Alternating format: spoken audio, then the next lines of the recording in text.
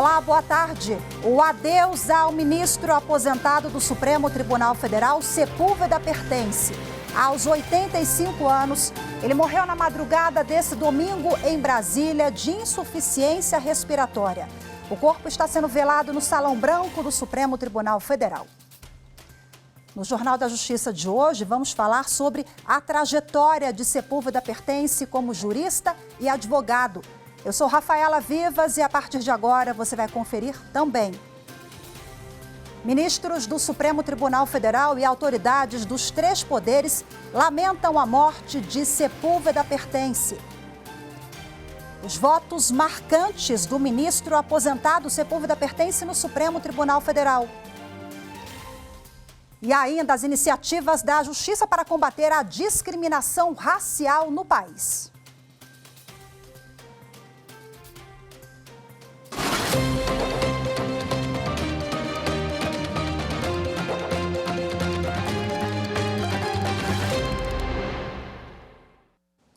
O ministro Sepúlveda Pertence está sendo velado no Salão Branco do Supremo Tribunal Federal.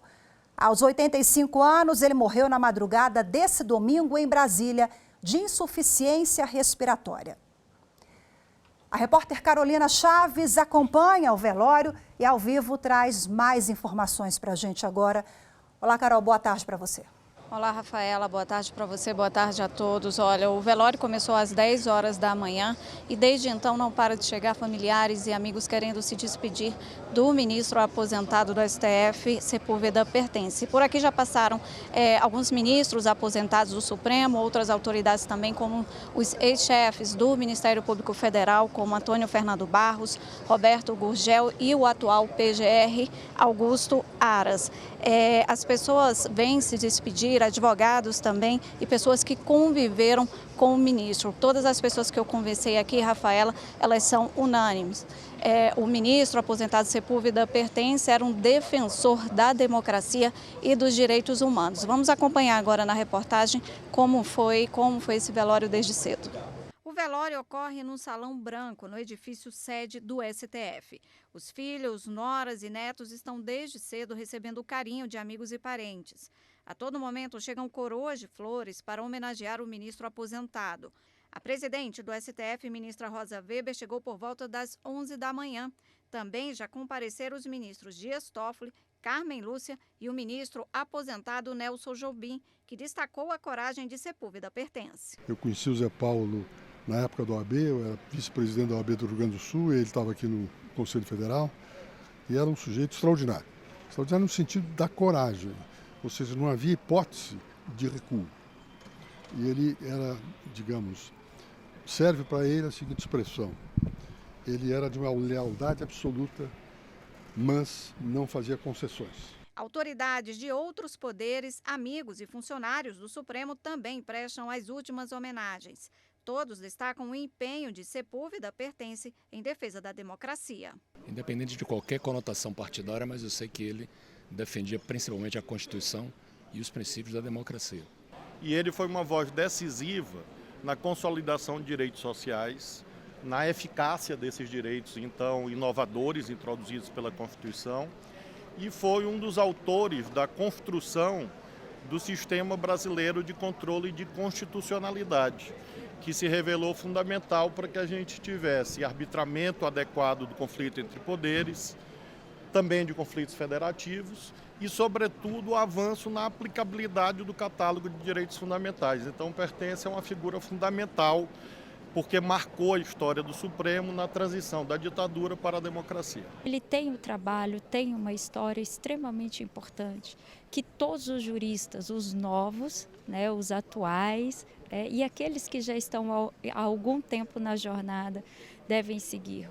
O velório é aberto e deve ficar aqui até às 3h30 da tarde, quando o corpo será levado para o cemitério Campo da Esperança. Do movimento estudantil à presidência do Supremo Tribunal Federal. Vamos conhecer agora a trajetória de Sepúlveda Pertence. A reportagem é de Renato Rosa. Mineiro de Sabará, Sepúlveda Pertence foi por 18 anos ministro do Supremo Tribunal Federal. Ele entrou em 1989 indicado pelo então presidente da República, José Sarney. Mas até chegar à mais alta corte do país, o jurista teve uma longa trajetória dedicada ao direito. Militante estudantil, atuante, Sepúlveda Pertence foi vice-presidente da União Nacional dos Estudantes. Formou-se pela Universidade Federal de Minas Gerais em 1960. Em 1961, foi para a recém-inaugurada capital do Brasil, onde começou a trabalhar na Universidade de Brasília. 2 anos depois, virou promotor do Ministério Público do Distrito Federal. Entre 1965 e 1969, foi assessor do ministro do STF, Evandro Lins e Silva. Em 1969, Sepúlveda Pertence foi cassado pela Junta Militar, com base no AI-5. Os anos seguintes foram dedicados à advocacia. Fundou escritório em Brasília com o ministro aposentado do STF, Vitor Nunes Leal, e outros colegas de profissão. Também acumulou cargos na Ordem dos Advogados do Brasil, onde chegou a ser vice-presidente do Conselho Federal. Em 1979, foi anistiado. 6 anos depois, assumiu a Procuradoria-Geral da República, época em que também passou a fazer parte da Comissão Afonso Arinos, que discutia propostas para a Constituição Federal de 88.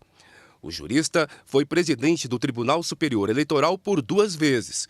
Em 1994, foi vice-presidente do STF e, no ano seguinte, presidente da mais alta corte do país. Ainda nesta edição, vamos trazer outras notícias do velório do ministro aposentado do Supremo Tribunal Federal, ministro Sepúlveda Pertence. A seguir, Dia Nacional de Combate à Discriminação Racial. Vamos falar sobre os avanços e os gargalos nessa luta que é de todos nós. Voltamos já.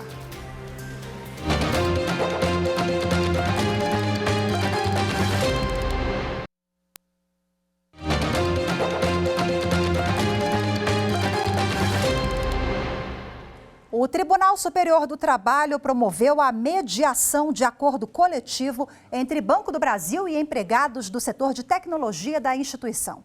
O acordo foi construído a partir da mediação conduzida pela vice-presidência do TST na fase pré-processual. A reportagem é de Evne Araújo.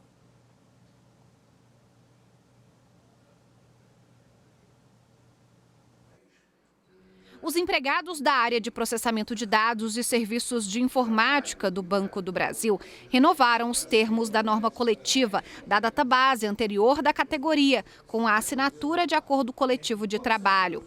Na formalização, na sede do TST em Brasília, os trabalhadores foram representados pela Federação Nacional dos Empregados. As cláusulas estendem o período licença-maternidade e paternidade dos empregados. No documento, também foram tratados reajuste salarial, auxílio-refeição em creche, planos de saúde e estabilidade para empregados transferidos. A definição é retroativa ao mês de outubro de 2022, quando a database, até então vigente, venceu. O Banco do Brasil já aderiu ao processo de desjudicialização dos conflitos ao assinar o acordo de cooperação técnica com o TST em maio. O objetivo é criar uma cultura de conciliação, reduzindo a litigiosidade e racionalizando a gestão dos processos em trâmite. Hoje é o Dia Nacional de Combate à Discriminação Racial. Uma data importante para a gente refletir sobre o que tem acontecido no Brasil e no mundo em relação ao tema. Infelizmente, todos os dias nós ficamos sabendo de casos envolvendo racismo que acontece não só nas ruas, mas também nos campos de futebol. Vamos acompanhar agora a reportagem que o repórter Renato Rosa preparou sobre o assunto. Cenas como essa viraram rotina no futebol mundial. Na Libertadores, o goleiro Everson, do Atlético Mineiro, foi alvo de racismo no Paraguai, por parte de um torcedor do Libertad. Outro caso que ganhou repercussão foi do jogador Vinícius Júnior. Titular do Real Madrid, ele passou várias situações dentro e fora de campo, pelo Campeonato Espanhol. Os insultos da torcida do Valência foram decisivos para o governo brasileiro se manifestar.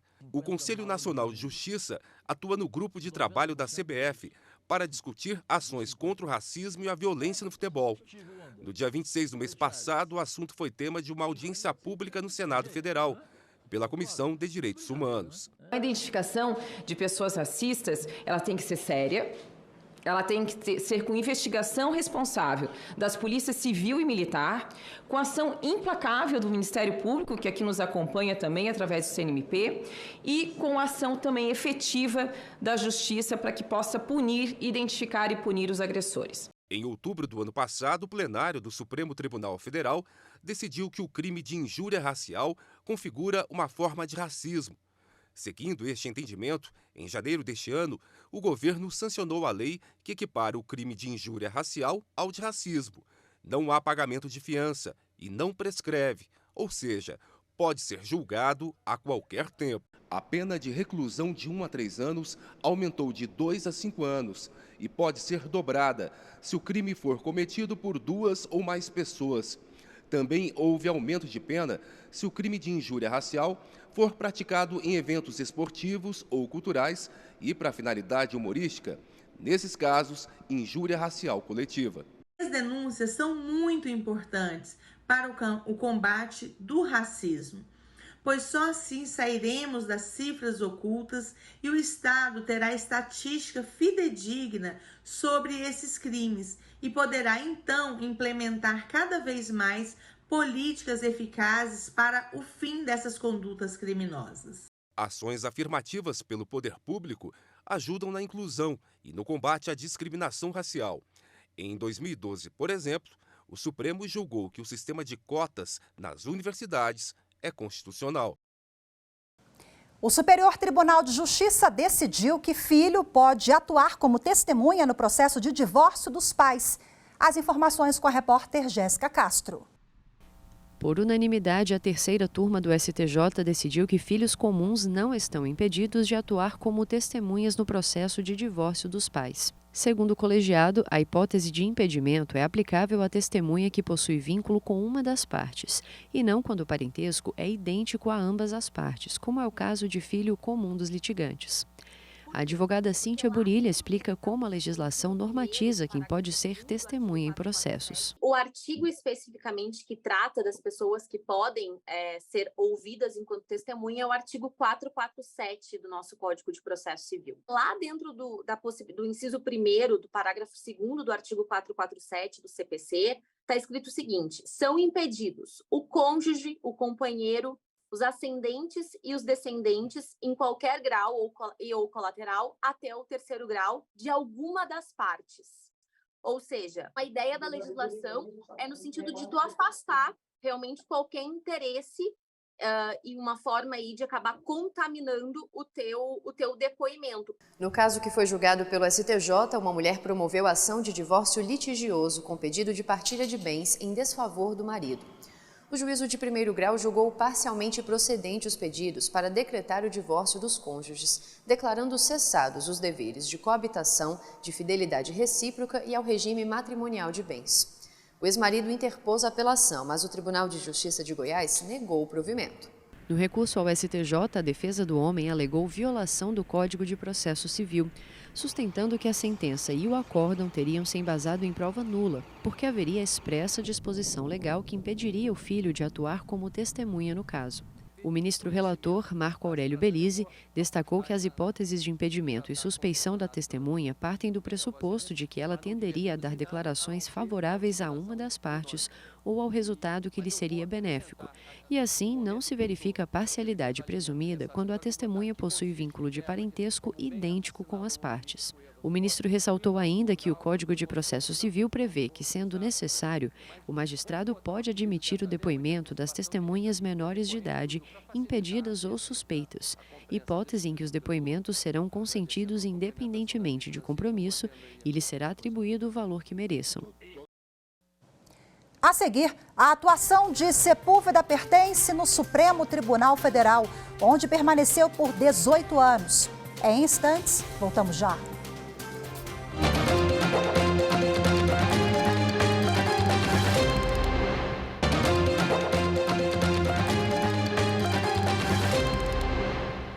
O ministro Dias Toffoli do Supremo Tribunal Federal declarou nulas as provas que dão suporte a uma ação penal em curso na 2ª Vara Criminal de Campos dos Goytacazes, no Rio de Janeiro, contra o ex-governador Antony Garotinho.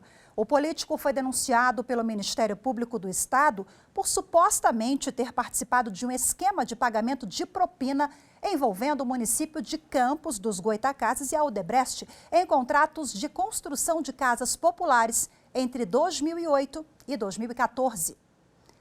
Depois de analisar informações dos autos, o ministro Dias Toffoli verificou que tanto a denúncia do MP do Rio de Janeiro quanto a decisão que recebeu se referem a dados extraídos diretamente do sistema utilizado pela Odebrecht, já considerados nulos, portanto, pelo Supremo Tribunal Federal.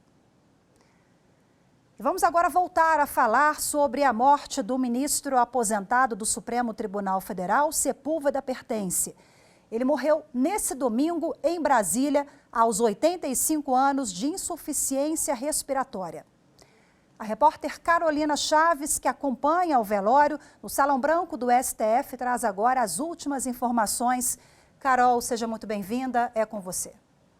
Oi, Rafaela. Olha, agora há pouco o ministro Dias Toffoli do Supremo Tribunal Federal falou com a imprensa aqui fora do Salão Branco. Ele ficou bastante emocionado ao falar do ministro aposentado Sepúlveda Pertence, porque eles tinham uma relação muito próxima. Toffoli, inclusive, assumiu a cadeira que foi do ministro aposentado Sepúlveda Pertence. Ele ficou bastante emocionado, chegou a chorar. Vamos ouvir agora como foi o depoimento do ministro Dias Toffoli.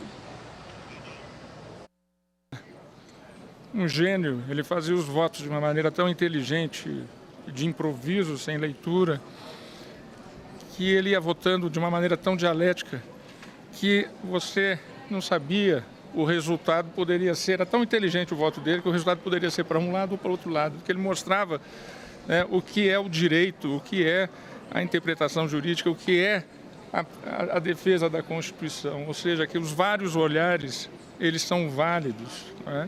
E você tem que chegar a uma solução. E ele fazia isso com uma maestria, um homem de uma cultura imensa, uma pessoa não só de cultura jurídica, mas de cultura geral, um ser humano de um coração maior do mundo. Então, aqui que eu fico, nesse momento, muito obrigado, Zé Paulo Sepúlveda Pertence, e como eu sempre fazia quando o via, e o fiz agora, nesse momento. A bênção, Zé Paulo. Ao longo dos 18 anos como ministro do Supremo, Sepúlveda Pertence teve importante atuação no momento de retomada da democracia brasileira.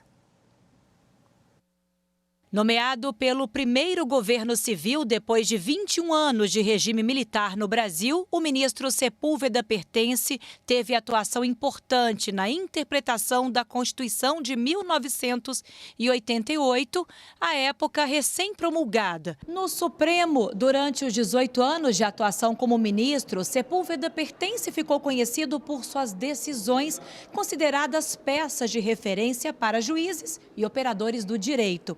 Ele trabalhou para humanizar o direito penal e processual penal e considerava como principal instrumento da nova era judiciária do país a ação direta de inconstitucionalidade. O ministro teve atuação decisiva para mudar a regra que permitia a instauração de ação penal contra contribuinte, que ainda discutia supostos débitos no Conselho de Contribuintes. O ministro também reconheceu a legitimidade das centrais sindicais e outras congregações de entidades estaduais para questionar a constitucionalidade de leis e atos junto ao STF. A última sessão, com participação do ministro no Supremo, foi no dia 16 de agosto de 2007, considerada histórica e repleta de homenagens. É preciso reconhecer os relevantes serviços que, nessa condição, Sua Excelência prestou, os serviços que prestou ao povo do Brasil e às instituições democráticas. Reconheço que este momento, mais do que uma despedida, possui o sentido e tem o alto valor simbólico de fazer preservar, no espírito desta instituição, a recordação da presença significativa e a participação decisiva do eminente ministro Sepúlveda Pertence na vida do Supremo Tribunal Federal, a perpetuar-se tanto na experiência jurisprudencial desta Corte, como no registro da brilhante atuação de Sua Excelência, com votos modelares, magníficos e primorosos, em julgamentos que os anais deste tribunal conservarão para sempre na memória histórica desta casa. A sessão foi presidida pela ministra Ellen Grace, que ressaltou as qualidades de Sepúlveda Pertence. Vossa Excelência deixa a marca de uma jurisprudência rica, de uma jurisprudência indelével, que é o legado principal que Vossa Excelência deixa a nós outros, seus colegas. A par da convivência sempre agradável e bem-humorada. Vossa Excelência teve, durante esses anos em que pontificou no Supremo Tribunal Federal, a oportunidade de deixar marcos insubstituíveis na jurisprudência nacional. O ministro agradeceu pelos anos de convivência. Sofro antecipadamente esta saudade de quantos conviveram comigo nesta sala e nesta casa, que hoje abandono, mas tenho como o maior galardão que a vida me poderia ter propiciado.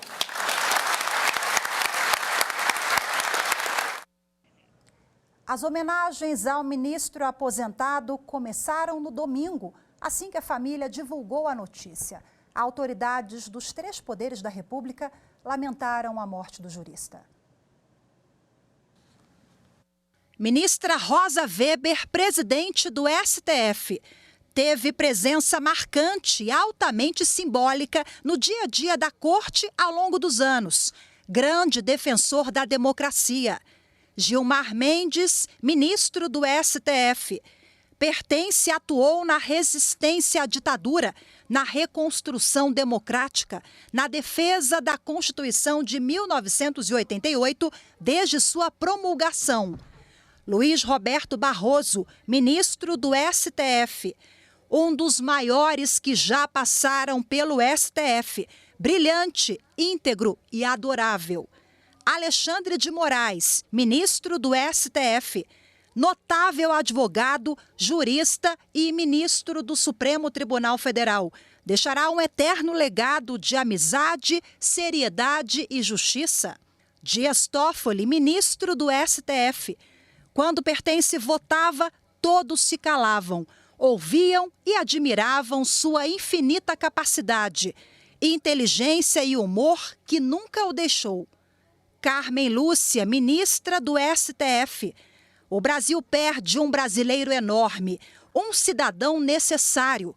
Pessoalmente, perco meu principal conselheiro, amigo. Edson Fachin, ministro do STF. Pertence foi capaz de ler o Supremo da Constituição de 1988, traduzindo-nos razão e paixão pela democracia. Nunes Marques, ministro do STF. Ele deixa para o direito e para a sociedade brasileira um legado de respeito e defesa à Constituição e ao Estado Democrático de Direito. André Mendonça, ministro do STF. O ministro Sepúlveda Pertence deixa um legado de integridade e compromisso com a justiça. Cristiano Zanin, ministro indicado ao STF. Pertence merece destaque na história da luta pelos direitos e garantias individuais, notadamente na seara criminal. Rodrigo Pacheco. O Brasil perdeu uma das mentes mais brilhantes que passaram pelo judiciário. Arthur Lira. Sua atuação foi impecável na defesa dos direitos do cidadão. Luiz Inácio Lula da Silva. Tive o privilégio de ter em Sepúlveda um amigo e também um grande advogado. Hoje ficamos por aqui. A nossa homenagem ao ministro José Paulo Sepúlveda Pertence, um grande magistrado, um ministro brilhante aqui da mais alta corte do país. O nosso abraço, meu abraço pessoal, à família, aos filhos, Pedro, Evandro e Eduardo. Força para vocês que nos acompanharam. Uma boa tarde e até amanhã.